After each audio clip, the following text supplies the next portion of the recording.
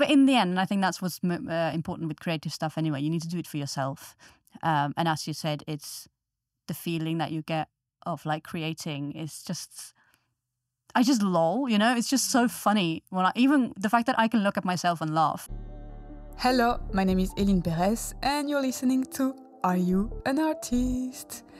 Today's episode is with Stine Tveito, who speaks about acting, doing 1,000 jobs, but also oversharing and learning to laugh at yourself. Stine was one of my first recordings, so the audio quality is not amazing at all. Sorry about that, but the conversation is intimate and very funny. Stine is a very good friend, but also a super creative, inspiring being, so enjoy!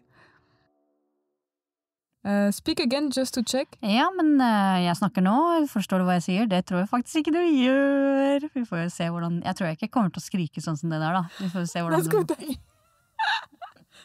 Okay, we had a very good start. Right. Hi, Stine. Hallo, Eline! You cannot shout. Oh. I don't think I can not shout. Hallo, Eline. That's gonna be problematic. Yeah. Hi, Stine. Hi, Eline. And welcome to this episode. I'm super happy to have you here. You see, I'm happy. I'm smiling. I'm very happy. Well, I'm gonna read out a letter I've written for you. Oh my God. Yeah. Are you ready? No. Dear Stine, when I started to work at Wilton's Music Hall, learning to scan tickets and serve pints, I didn't expect to fall in love with the place and pretty much everybody who was working there. What a crazy creative team! And you are one of them. I quickly realized how funny you were, which made me want to work with you all the time. You are also very creative in many different ways with so much energy and enthusiasm, very contagious. So here we are on your boat and I am very intrigued by you and your life. So tell me everything. Are you an artist? I don't know. I think I might be an artist. You say that I'm creative in many different ways, which is probably true, but I don't, yeah. But I don't feel like an artist. You know, the definition of an artist, I suppose, is, you know, when you look at either a painter like yourself. No, I mean, like your modeling self. Yeah. And then you have like music artists and stuff like that. And I don't feel like my definition is perfect. As in, the definition of artist is perfect to me, but I'll take it. Yeah. Yeah, it's always a bit kind of broad, this term artist, like what does it mean? But why do you work at Wilton's? Why I work? I was working somewhere else and then the operation manager at that place was like, hey, want to come to this new job that I've got? So I joined her as one of her little women. And then I just stuck around because the people are, as you said, it's just such a bunch of weird, incredibly fun and creative people. And I think we just click and get along in a way that I've not felt before too strongly in a workplace. So I was just like, this is... And I might not be there, you know, in the beginning I was there quite a lot, nearly every day. And then I have a lot of jobs. So I go in and out a bit, but I always want to come back because of the people. Yeah, it's rare to have the good people. You want to stick around them. Back to the very beginning of your life. No, do you have like a first creative memory? Like the first time you created something, I don't know, a drawing or whatever? Oh, I mean, drawing. Someone was saying everyone can draw. Everyone can learn to draw, and I don't think I'm one of them. I don't know. Maybe I didn't stick with it, but I was, out of all my friends, I was just not drawing. Yeah, so not drawing. But my friend and I was making a lot of movies on Windows Movie Maker, you know, one of them. And we made so many things, and I think she managed to retrieve them but we're not in contact much anymore, so I haven't been able to see them. But I think there's some gold in those videos where I think, this was just, what you did in 2002, wasn't it? Wow. I want to see them if you have them. If I ever, get in contact with her and get those files sent over, I think they will be a hoot. Well, yeah, I will put in the details of this podcast, the details of the episode, your contact details, so people can contact you if they want to see one of these movies. And do you feel like you come from a kind of creative background, so just in a place that could help you to explore your own creativity, or not so much? No, I don't think so. I think my mum is very creative in a very different way to me. With she was a florist, and I think she has an eye for detail, and she can, an eye for color and stuff like that. Not necessarily creating anything, poems or writing, but with that kind of taking pictures. I suppose she was, and my grandfather as well was. If that is included, photography, then my grandfather, my mum, and my brother are all big into pictures, and my dad was very much into filming. Every daily life, like vlogging of 1994. four. And what did you want to do when you were a child? What was your dream, if you had one? Yeah, good question. For some, I think not a very strong passion, but I was wanted to be a vet, or a bus driver. I think because my brother wanted to be a bus driver. I don't think any of those were not very serious dreams. But then it was, from I was 12, it was acting or an actress. Oh, okay, interesting. And so when you were 12, you thought, I want to be an actress. Yeah, I think I don't really know how and why. It probably maybe to do with that we made all those movies with my friends. So we joined a drama club. She quit after a couple of years. And you stayed? And I stayed. Oh, wow. And here I am. Yeah, so I did 6-7 years of drama lessons with the end of year show from I was 12 till 18. And then I did a boarding school kind of thing in Norway called Folkehøyskole with drama and theatre as well. So, and then you trained in acting as well. Oh yeah, well then this is where things gets a little not as focused, I suppose, because I got into University of Roehampton on the drama course, which is not a drama school. It's more of it's a university, so it's more of a theoretical approach to acting, I suppose. We had lots of, I would say 60% theory, 40% practical acting. And I learned a lot. I learned mostly about feminism. Oh, wow. And capitalism and all the isms. That is so interesting. Yeah, it was, to be honest, a great course, but it wasn't, it's not an acting or drama school. Yeah. So that put me out of, because with acting, you need to either, in this world, I don't agree with it, but you need to go to drama school to be seen. It's mostly to be seen, because I don't think you need, I think it's like a gold money, it's not worth it for the training, I think, because you can learn by doing, Yeah. I feel the same with dance, Right, exactly. Yeah. You just need to do it. You don't need anyone to tell you to do it. Well, to tell you how the big theory, So is that how you learn as well, this kind of just by doing more than by... Yeah. I think those years, to be honest, it was those years back in my town in Norway where I did those drama lessons. I don't think I missed a single lesson, because it was my favorite thing in the whole world, So I learned a lot from that, just doing. And then the gap year or whatever you call it, the Folkehøyskole, the boarding school thing, where you also spend the whole day doing drama or something like that. Yeah, so then I worked in a theatre. I became a stage manager for a show, and the direction that the director gave to the actors, I think, to be honest, I must have learned 70% of all I know about acting just from that director. Directing other people, not me, It was directing 5 other actors. Yeah. And he was just... incredible the way that he was doing it. I really liked his approach to directing, and yeah, that's pretty much how I learned. And then, but because I didn't go to drama school, it was very difficult to get jobs or any kind of auditions, and you can't get on Spotlight. Oh yeah, you need the credits, right? You need credits, so you need a school. Luckily, I had a woman helping me. Like, I paid money for someone to help me with this. Yeah, quite a lot of money. I'm not sure. I hope she helped a lot. She got me on Spotlight. Okay, but only I could have figured it out myself if I did enough research about how to beat the system. Okay. Maybe I can pay you so you teach me. Yeah. Well, essentially, I mean, it's a quick lesson, to be honest. All I had to do was use the credit, because I had the drama school productions back in Norway, because they were paid for shows.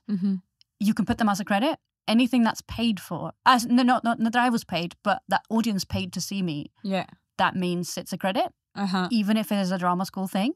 And I had 7 years of that, or 6, or however it was. So she was just put that in, and nobody's going to question, nobody's going to call up that director anyway at that drama school. Like, yeah, that's so true. Right? So I had that, and then I had a couple of things from my university. So I got into Spotlight, and then you have to get an agent, and that's also very difficult, especially if you don't have a showcase. You know, it's that catch-22 thing. You need to have something to show for, but you can't get something to show for. Yeah, it's like when you want to get your first job and they ask for your CV, and of course your CV is empty, and it's like right.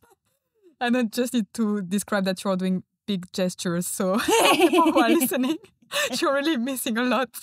The image is giving a lot of information. Wow. Yeah, but yeah. So that it's difficult. I managed to get one. But it's getting auditions from that anyway, or like self-tapes, which, still, I got very far in a Heineken commercial, which is that is crazy, and you didn't. No, I didn't get it. And I was going to be flying out to Stine. Valencia or whatever it was, 3 days, filming here and there, a little bit of dance. But it was funny dance. Beer. Yeah. Like just going on holiday. Free beer. Yeah. So sadly, it was me or one other person, I think. Maybe another one is going to come soon. I mean, this was nearly a year ago. So like, it's not come anything. Like, but when because this is such a stupid industry, but the less I think about it, the more it comes. Well, the happier I get, because if I'm focusing on it, I'll just see no. Yeah. But if I just let the agent do whatever he's supposed to do, and then hope for the best, and then do, which is why I have so many other jobs, because I'm quite happy with my other life. What other jobs do you have? So box offices around. I do opera, music, theatre, and film. Different times of the year. So I got music festivals in the summer, London Film Festival in October, opera in the summer, and Wilton's Theatre in the rest of the year. And then I do some translations and voiceovers and headshots photography. Oh, wow. Yeah, but I just don't market it. Again, it's another thing where I knew we were doing a lot of things, but I didn't know exactly what, so I was like, I need to ask her. Oh. Yeah. And so how do you feel like when you're creating something new, let's say just a video or something? What's the feeling driving it? It's fun. I think I found, because I used to do YouTube vlogs back 4 years ago. I think I started doing like vlogging, and I look back on them and I put them as private recently because they're so. And I thought, like, for 2-3 years I was like, this is funny. This is good. Like, this is comedy gold. And then I looked at them now. I was like, it's not quite. It's too long. It's not snappy enough. Okay. And I think that's the thing. I mean, that's the thing with YouTube and shorts now. Anyway, things needs to be very quick. Yeah. But anyway, so I let it go because it was very private. I felt like vlogging in itself, if you just talk about what you're doing in a daily life, you're letting people in, and I don't like that. But then quarantine happened, and I did something that was more like baking and stuff. So it was more not as private, and it was just so much fun because I think I'm very good at chatting bullshit. I think so too. Thank you. So it's just like I can just talk and it just comes out very natural. So I started a new thing now with boat life, but without the privateness of it. It's mostly about the boat. And cooking potatoes, right? And cooking potatoes, right? So it's called Chip Ahoy. So to answer your question, that's sort of, I came back to it because I missed talking to a camera. And I really missed, to be honest, editing and making it snappy and making it funny. I mean, I think it's funny. That's probably worth it. But if other people can laugh at it, that's helpful. Nice. Yeah, I laugh. I'm here. I'm the other people. The one other. There's you and one more person that has laughed. And to be honest, that is warming my heart. Yeah, you can be proud. Exactly. But in the end, I think that's what's important with creative stuff anyway. You need to do it for yourself. And as you said, it's the feeling that you get of like creating is just... I just lol, it's just so funny when even the fact that I can look at myself and laugh, which sounds disgusting to be honest, but I feel the same. It's so, I don't know, it's such a relief to know that even if you're on your own, you can just really laugh and you don't need people around you to make sure you're not depending on people to make you laugh, right? Yeah, exactly. I haven't thought about that, but that's so true. Like I live alone on this boat, but the amount of times I just laugh, especially with making these videos, because it's just, and I think the key to me is that I don't take myself very seriously. Yeah. And if you do, you can't. How are you going to laugh, Exactly, yeah. That's why I really like you as well, is because there are so many people these days that take themselves very seriously and it's just really heavy and it's really not funny. No, because you can't, how can you enjoy their company if you can't even say, you can't say anything to them, really? Well, you have to be really careful because... Oh, yes. Like walking on eggs. Yes, yeah. But with me, Aline, you can say anything. Oh, thank you. Yeah. I will always come to you. Yeah. Well, and how do like all these ideas come to you? Is it like, yeah. See, there was a comedian once that, again, this is where I can talk about anything and I'll talk about things that you're not talking about. No, that you're not asking about. But there was this comedian that I thought he was really funny. And I was like, I want to do what he's doing. Like short videos on Instagram, essentially. And I was like, that's so fucking funny. So before he got very big, he's massive in Norway at the moment. I sent him a message. I was like, you're so cool. Very funny, etc., etc. And then I was like, how do you come up with the ideas? You know? And he said, it just comes to me. I just pick up my phone and I start filming. And I'm like, what he's doing, which is pretty much parodies or like kind of personalities. And that is, I think, because I wanted to do that, but then I realized I can't do it. That's not my kind of performance, pretending to be someone on the... I think, to be honest, I can do it alone in my boat, but not if I put up my camera. But what I found out with the YouTube video, which I again, nobody else, you and maybe Isabella, my other friend, might be able to laugh at it, but I think I am quite natural, again, with this, that I can put up a camera and talk about my life or talk about issues. Yeah. So in a way, it does come to me the way that it comes to him, but in a different way. In a very different way. Yeah. And I was going to say non-performative because obviously he's performing, but it is still performing because, it's... Which is what I learned at university anyway, everything is a performance. That's so true. Which I don't like academic, I'm not into writing anything about why anything is a performance, which we have to write about so many times. And I'm just like, no, I don't care about writing it. I just I can see why everything is performance, but I don't need to argue why this and this flower. Put a big theory and, Yeah. But yeah, so obviously it is a performance when I pick up my camera and I'm slightly different to... I don't know, would you say I'm different on camera than in real life? Well, not really. I mean, of course, I think we all have a bit, of course, like you can't escape it because you're aware that you're filming, that you're being recorded. Like, it's like this podcast, of course, you're going to speak in a slightly different way when you have these microphones and these big cables everywhere on your boat. But I think, no, you're pretty good at staying quite natural. Like, yeah, I think that's, it just comes to you, so... Thank you. You're welcome. I made it. She's becoming red on the cheeks. Is it the fire or is it the compliment? And so what is your favorite part of a creative process? Is that this beginning when you have, I don't know, this drive, or is it when you're making it, or the Good end, question. or everything? I think it's when I pick up the camera and I start talking and I'm like, yeah, I can talk about this forever. Like, you know, when you feel like this is good. Yeah. And also when I'm editing and I'm like, okay, this is actually funny. Even it was funny in the moment and it is funny now. Yeah. And I can show it to people proudly. That's great. But and obviously that makes it difficult for me, which I think when I was vlogging as well, I was like, this is so funny, I have to keep it in the video. And then even my mum was like, you talk a lot. Yes, you talk so much.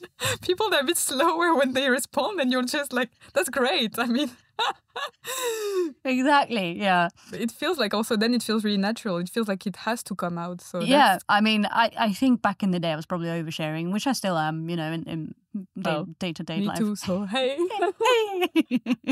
and open books, right? And I think you can use that for something. I think we all, maybe both of us, probably needs to be a little bit aware of what we're sharing to the interwebs, and which is what I hope with this boat thing, that I'm going to talk about boat.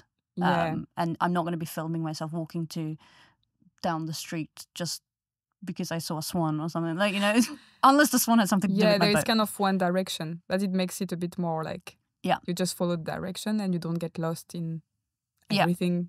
Because it's difficult. When we find, I think both of us, we find everything quite exciting, like, right? or anything, and it can be really overwhelming. Yeah. And you realize that people don't care yeah. as much as we care. And I mean, it comes back to the fact that my mum was like, you talk a lot, maybe you should, you know, the fact that my own mother is like, you need to fucking shut up, okay? It's not interesting. It's hilarious. That's the sign. You've gone too far. You've gone too far. When your mom is like, stop. That's so embarrassing. What have I created into this world? Right? Oh my God. Oh, well, she's not going to see the new videos because of that. No. Wow. And do you prefer to create on your own or with people? I think this comes back to something we talked about earlier about how I think with what I'm doing with the boat thing or the boat, what is it called, boat YouTube. I'll do that alone because, you know, it's me and me on my boat. But then I love to. The reason why I would like to, for example, write a play or write a sitcom or something with someone else is because I don't find the same motivation and drive for that compared to the drive I get from making a video, because it's just, again, it comes so easy to me. But writing a play, writing any kind of bigger, it's just, it does not come natural to me. And I have all these ideas and I'm like, I want to do these, and then I start and I'm like, but I can't. What now? I can't.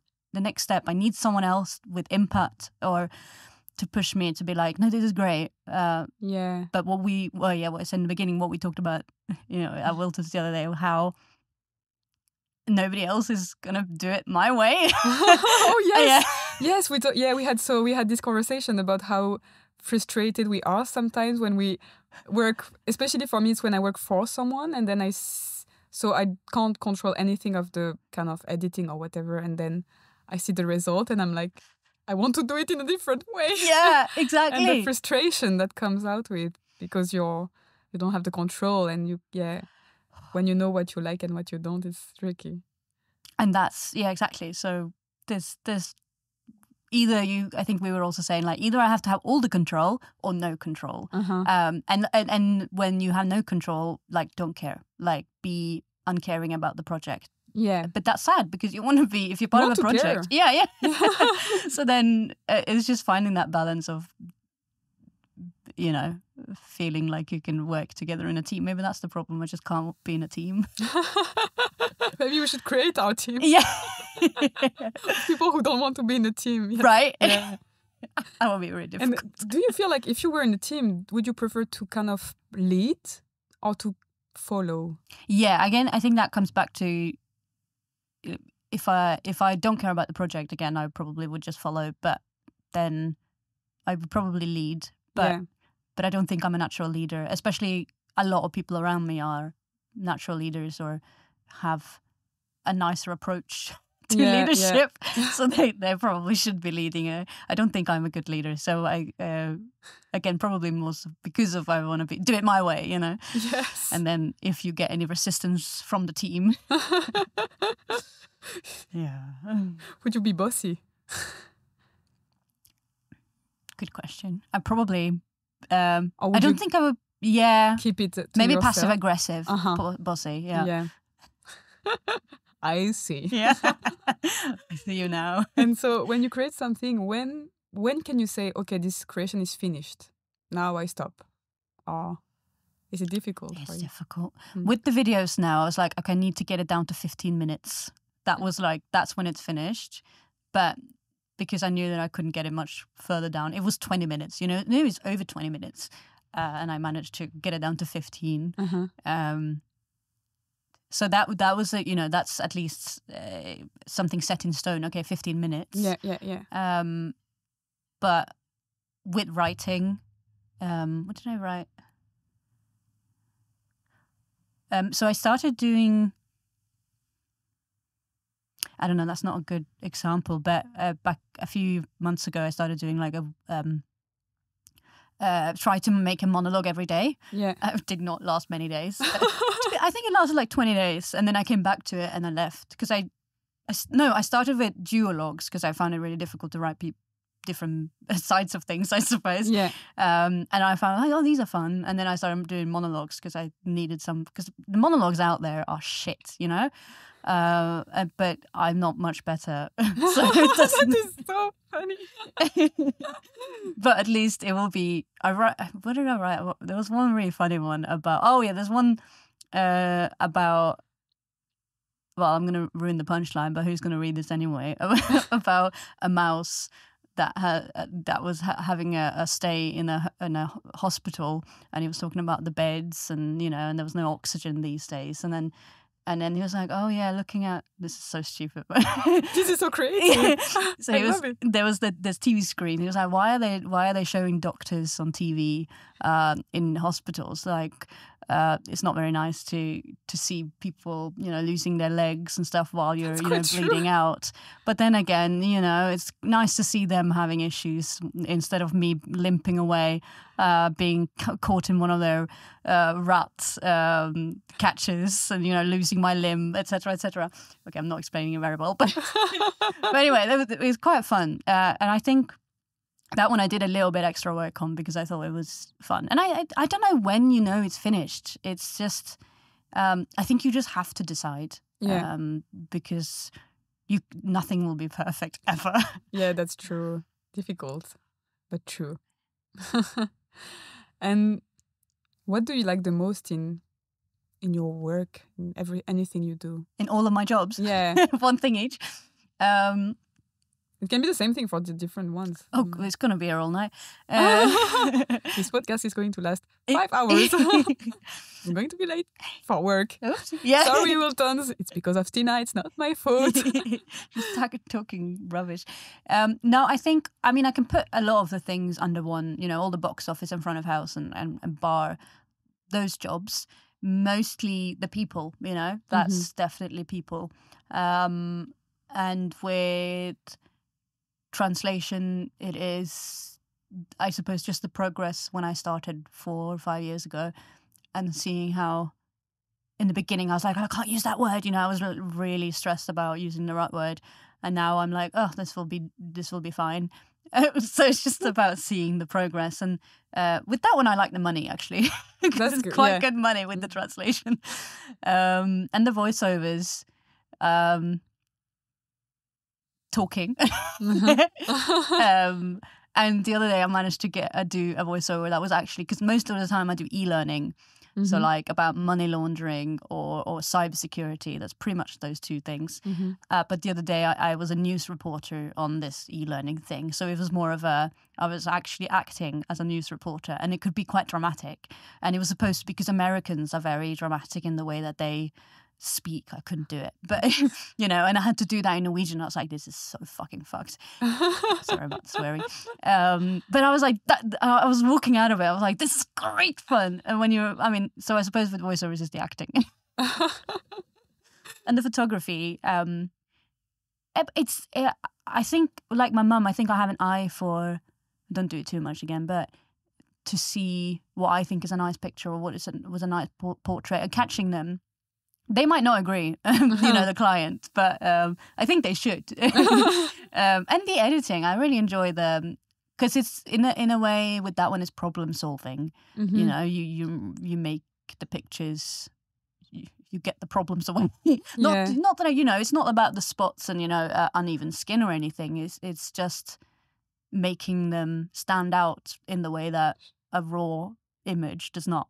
Mm-hmm. Yeah, show the best part of themselves in a way. Yeah, and especially with headshot photography, it has to stand out very much. It's not just a portrait, Yeah. You brighten up their faces and the eyes, Mm-hmm. which I think some some headshots photographers misuse, when you see like really fake eyes and like the skin of like a baby, and it's just like that's because people show up in auditions and stuff and it's like, wait, who are you? Like, it's not the same person.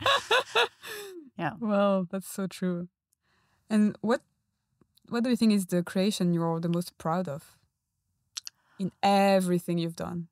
If you had to, I don't know, show one to a child and be like, look, or it can be an adult if it's adult content. The thing that came to my mind was when I was acting in I suppose it's not creation, but it's acting, I suppose. It's creating, it can be. Yeah, it is like... It was, so we did a queer, was it a queer? It was a queer performance and an all-female except of the woman I can't remember, oh my God, of The Importance of Being Earnest. Mm-hmm. And I was Cecily. And I never watched this play or never read this play before, so I have no idea how normal people play Cecily. But I played her... I think it's my best acting today, at least. And it was just so much fun. And she got this weird accent that was like, I already have a weird accent, but she had like some kind of German accent that came from, I'm going to say nowhere, but I had watched something, was it like Peter Pan or something at National Theatre like a few months before. So I think one of the actors had, Wendy or something, was speaking this weird language. And I must have got it from there. But anyway, it was just... it was such a great show, and we did it twice for some reason, as in 2 shows here, and then we waited a few months and we did another run of it. Wow. No, it's because we did it for National Student Drama Festival, and they came and they were like, and they picked me to come and join the festival. Nice. Not the show or the director, just me. You, the they were star. like, wow. yeah, who is this fucking Cecily? Running around with this weird accent. So I was quite proud of that, to be selected out of, not even the director, which was really weird. But yeah, that was pretty proud of that performance. Wow. And what, like, I don't know, in any kind of art, what type of work attracts you? I think real stuff, like realism, and I don't like fake. When you watch YouTube videos and it's just a lot of effects and people being very performative, or just like anything very unreal. Although I do like fantasy, but then it's the premise is fantasy. Yeah, it's not a YouTuber who's just putting on a massive persona. Yeah, it's like putting too much makeup, right? Yeah, exactly. Yeah, which I'm.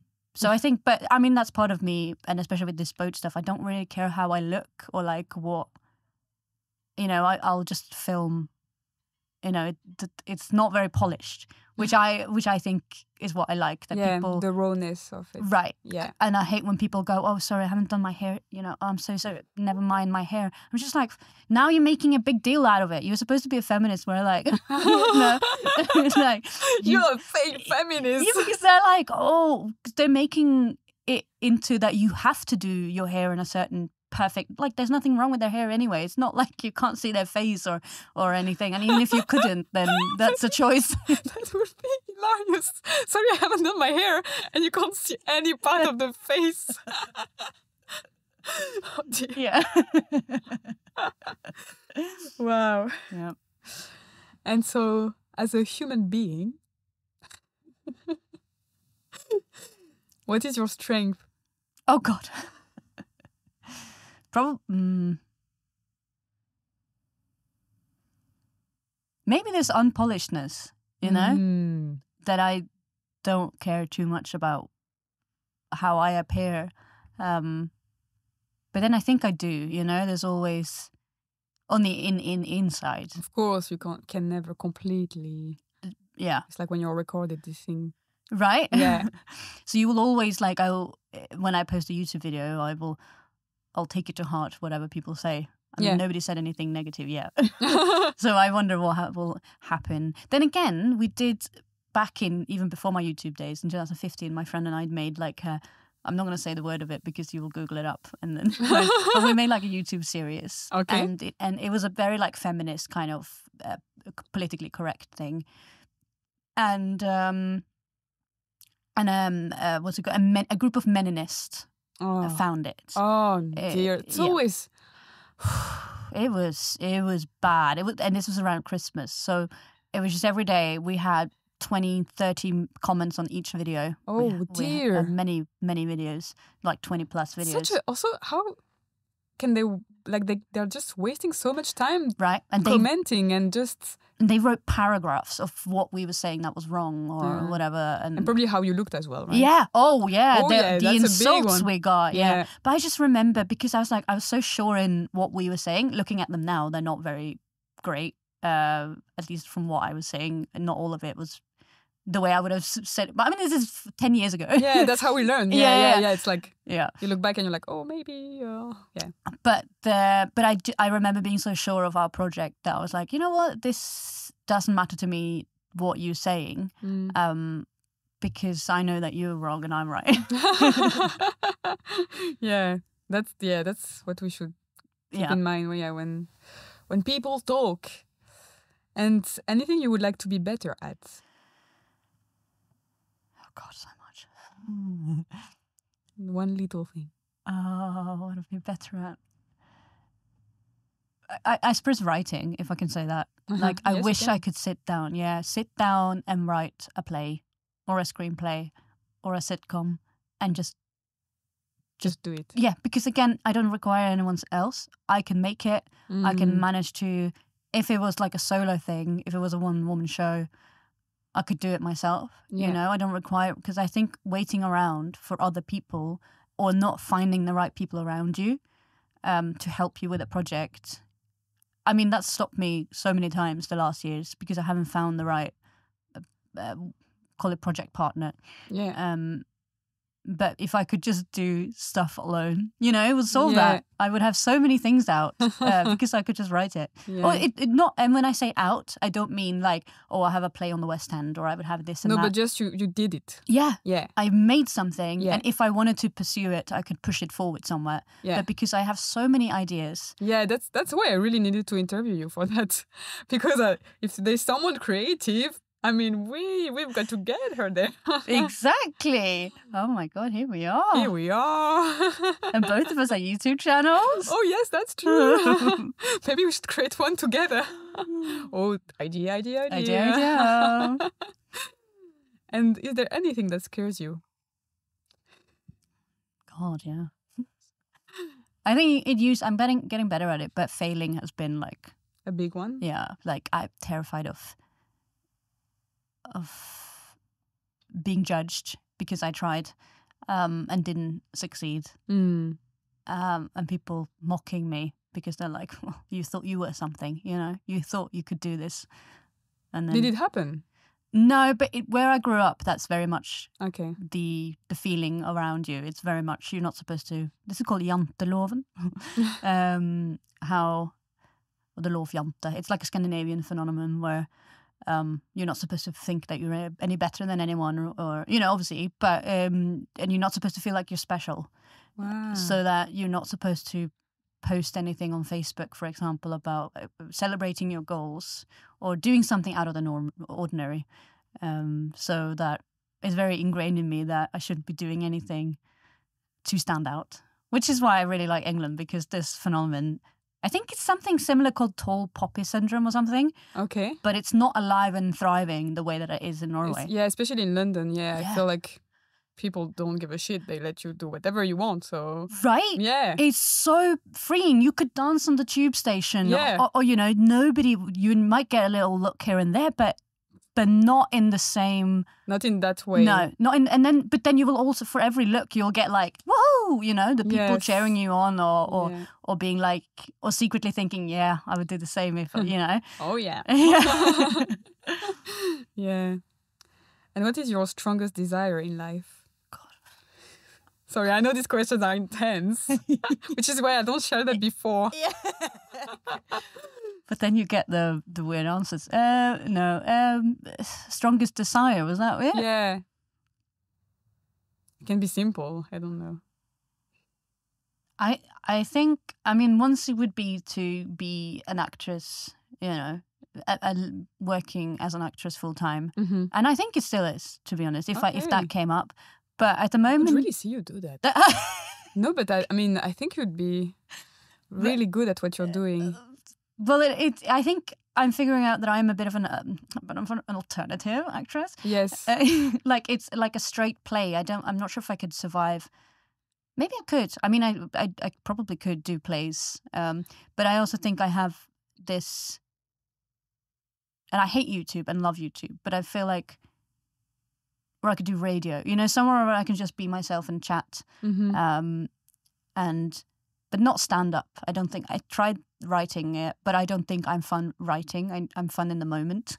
Maybe improvisation then. Well, that's what I also did quite a lot of, but Mm-hmm.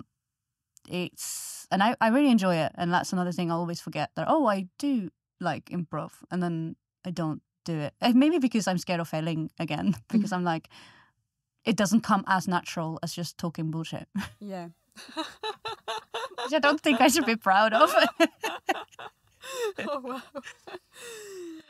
And do you feel like a part of you wants to be liked or approved, and by who? Oh God, yeah. By who? By who? So obviously, I was saying I don't really care what people think about how I appear, etc., etc. But there's a natural, because without approval in society, you become an outcast. Mm-hmm. And I don't need a lot of people. I don't know who I need approval from.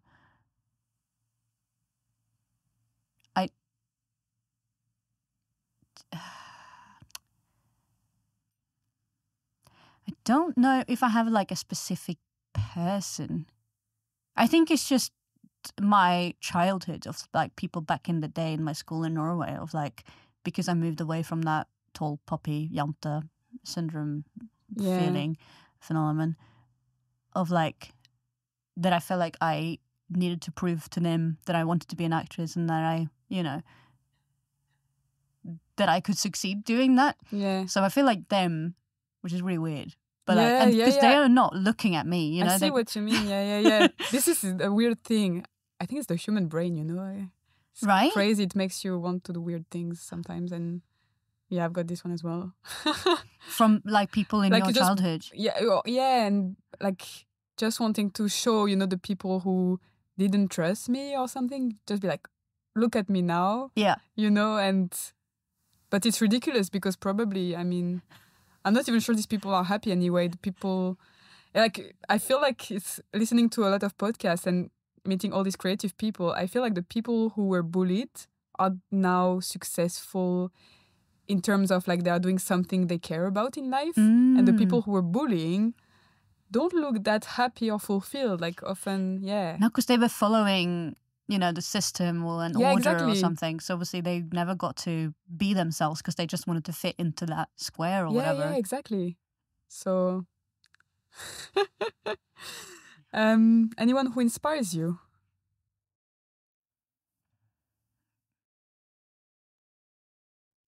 Oh, see, this is where I should be thinking. I don't know who. A lot of people inspire me, obviously. Yeah. Just anyone, I suppose, who managed to create something and put it out there, and you doing this podcast is very inspiring. You got an idea, you're going for it, and you've got this equipment. Like, you really have put your soul into it. But I'm still learning to use. But yeah. But that's another so far, story. It's just people who do creative stuff, I would say, is and just dare to be themselves and putting it out there, because I don't think, as mentioned, I want to be private and stuff, but I think if you have a special talent for being on the interwebs, or I say interwebs, but that's a good word, to show your to make people laugh, or emotional journalists, especially Free Palestine, or not to laugh about that, but who's really using their whole spirits and life to do something, to really contribute to making the world a better place. Incredible. Yeah. Okay, if you were an animal, what would you be? I'm not sure if you've seen this. I'm not going to take it out. There's a meerkat. I think I would be a meerkat. I mean, that's been my thing since 2001. Since I came to England, it was like meerkats. Oh. Because they're just like very all over the place. But then maybe someone was saying, was it a panda or something like that? Oh, yes. We had this discussion at Wilton's at one point. Yeah, that's why it's one of my questions. Oh, yeah. I found it a good one. There you go. Yeah. It's really, I mean, I don't know what else than a meerkat. I think I would like to be an animal that is a herbivore, because I can't imagine killing anyone. Oh, I never thought about that. Oh, something to think about. Thank you. Yeah. If you could see yourself as a lion, tearing up. Oh, la la. No, thanks. So something like a panda. Meerkats are not herbivores, though. They eat mostly insects, I think, which I also am not too much of a fan of. So, but I don't think I have the spirit of a panda.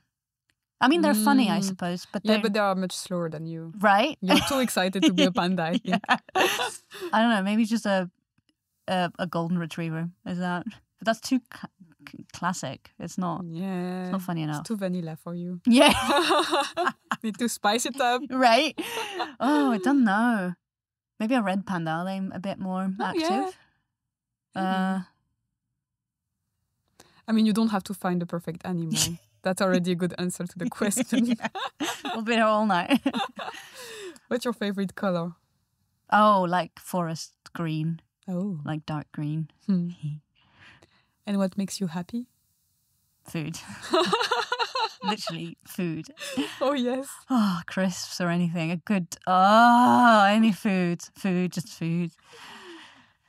And do you feel like you know yourself very well? I'm starting to, I think, but yeah, I think I'm starting to. I'm getting very good at analyzing and trying to figure out why I feel things.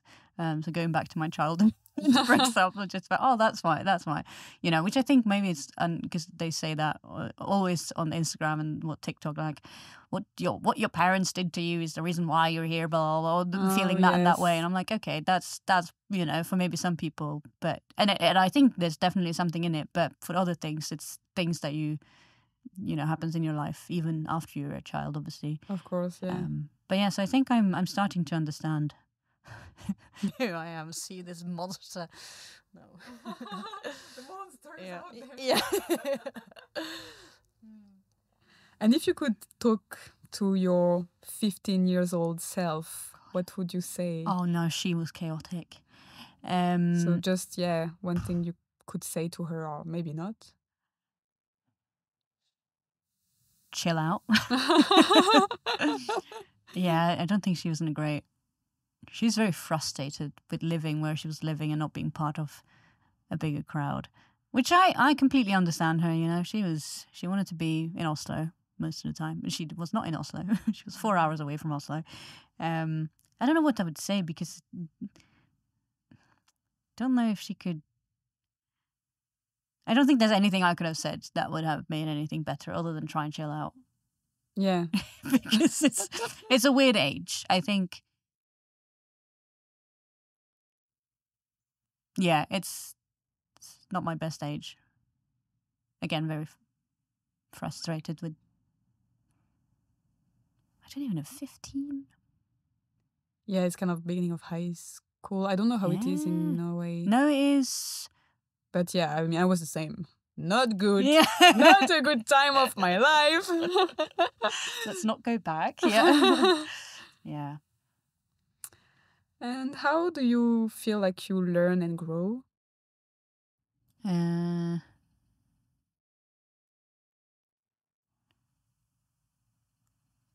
I think by not necessarily going through all the fails, I suppose, but not just fails, but like thinking back on life of why something happened and just realizing what led to something, and then I don't know. Maybe is that too vague? Like, just thinking back on everything and then what's that called? When you just look back, Reflect.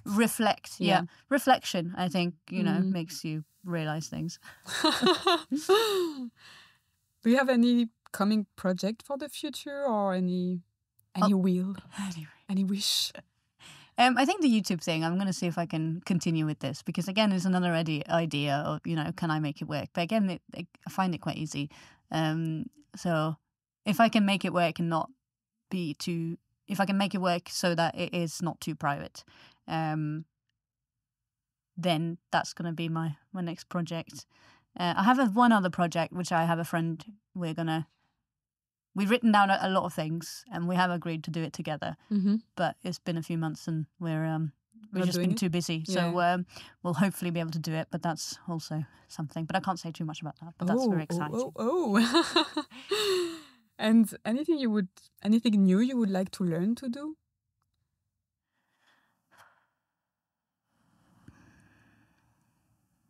Not that I have the capacity. I'm sure you do. Yeah. I think just boat stuff, you'll have to learn a lot, right? With the electrics and... When did you get the boat? Just in July. Okay. In June. June I got the boat. And we are recording, because I don't know when I'm going to publish this, so we are recording in November. Yeah, so there's a lot here on this that is overwhelming, so I need to pick, small projects to learn from. And to sort of finish with, do you have any recommendation of a book you liked or a movie or, I don't know, oh my God. Well, I'm going to go with... anything. Oh, actually, I've got two things. One song is a Norwegian song that I'm obsessed with at the moment. Oh. But it's not it's just, I love an emotional song. It has to hit the spot though, because some emotional ballads, I'm not for fuck's sake, it's too boring. But for some reason... What do you mean it has to hit the spot? Yeah. I don't know. It has to touch my heart. Yeah, no, I walk down the towpath and I sing this song. I mean, I don't sing out loud, but I'm feeling it, you know? And it's not like I have anything similar going on in my life, but I can just feel this guy's problem is that it's a Norwegian, so and probably I will not feel it the same way. So but you don't necessarily need to know, I think, precisely what it says. Because it's just the way that he's got not the most beautiful voice, but to me it's very nice. And it's called so his artist name is called Zimmermann, Zimmermann, straightforward, and song is Renessanse, which stands for Renaissance. And it's just about, I think it's just, to give you that, it's just about a couple breaking up and she's left a plant, and a sweater, and he's just singing about it. But I'm I don't have no that's interesting. It's about the absence of the person. Yeah. Kind of reflected in the what's left. Yeah, and then he's thinking about maybe we can do a Renaissance, can we do it again, essentially, any chance for a Renaissance. But again, it sounds ridiculous and it's nothing to do with me, but it's just the way that he sings it. It's there's another song by Dodie, If I'm Being Honest. Oh no, it's not If I'm Being Honest. It is Not What I Meant by Dodie and featuring Lewis Watson. Okay. It's just something about, I remember when that came out as well, it was just the emotion of it, again, hits the spot. Yeah. And I'm going to quickly mention a book. Uh-huh. She's taking the book. Well, I'm going to give her the book. And I haven't even finished it. It's a huge book. It's 1,000. Is it a novel? 1,002. Wow. It's 3 books in one, I think, technically, but I don't think they sell them individually. Okay. That's why it looks like a dictionary. Yeah. It is. I hope you have strong arms. Oh my God. And that's the thing, I can't bring it on the tube when I'm carrying other things because it's just too heavy. Too heavy. So that's why I haven't finished it, because I read it so religiously this summer, and then I didn't have time or effort to bring it. But it's called The Deed of Paxenarian by Elizabeth Moon. I have read not that many books, but many books, and this is the best thing. And it's written in the 80s or something, but it's still like incredible if you're into fantasy. Ooh. High fantasy it is. Wow. Well, thank you very much. I'm going to put the references in the notes of the podcast, but do you want to direct people so they can contact you? What's the best way to contact you? Do you have your Instagram, or do you have a website? Or Yes. So Instagram, because I have a few different. Instagram is Tveito Stine. We'll have to write that down. I will write that down. Yeah. And my photography one is phototveito.com. Wow. And then my YouTube is Stine Tveito. Or Mini STF is my, when you started YouTube back in the day, you had to have a username, right? Oh, yes. So it was Mini. Indeed. Because I'm Mini and STF is my initials. That was like 2007 or something, and it's still there. I think you can change it at this point, but like... Incredible. Yeah. Well, thank you so much, Stina, for staying with me on your boat for an hour. Oh my God, what a pleasure. Thank you so much for having me. Again, that was great. I hope my bullshit has given you some interesting facts. Oh, yes, it did.